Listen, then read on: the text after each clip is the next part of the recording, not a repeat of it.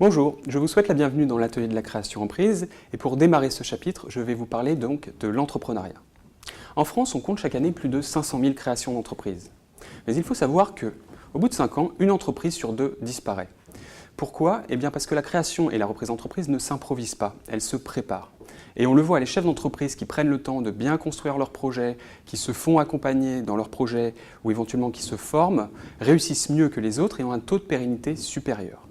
Et pour faire face à ce qu'implique l'entrepreneuriat en termes de responsabilité et de risque, le chef d'entreprise doit aussi faire preuve d'aptitudes et de compétences bien particulières. Alors quelles sont ces aptitudes? Déjà, le chef d'entreprise devra faire preuve de persuasion car il sera amené à convaincre ses partenaires, ses fournisseurs, ses associés et ses clients. Il devra faire preuve d'ouverture d'esprit et d'un sens du client car il devra être à l'écoute du marché, à l'écoute du besoin client pour pouvoir y répondre. Il devra faire preuve d'un esprit d'initiative et de dynamisme car ce sera à lui d'aller chercher sa clientèle. Il devra être persévérant et tenace car dans la vie d'un chef d'entreprise, il y a des hauts et il y a des bas et l'objectif pour lui, ce sera de tenir sur la longueur. Et enfin, il devra faire preuve d'une capacité à s'organiser car dans le cadre de son activité, il devra assumer plusieurs fonctions. Alors quelles sont ces fonctions? Déjà, on parle de fonctions techniques, c'est la maîtrise de son métier. Ensuite, il devra donc avoir une fonction commerciale.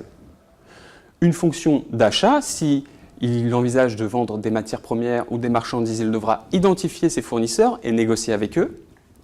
Une fonction managériale, s'il envisage d'embaucher du personnel. Et enfin, une fonction de gestion, car il sera soumis à certaines règles administratives et fiscales. Et il devra aussi, dans le cadre de son activité, maîtriser certains outils pour lui permettre de piloter donc, son activité et ainsi donc maîtriser certaines notions comptables et financières. Alors comment vous allez vous organiser? Est-ce que vous allez assumer ces fonctions? Est-ce que vous allez les déléguer ou éventuellement vous former?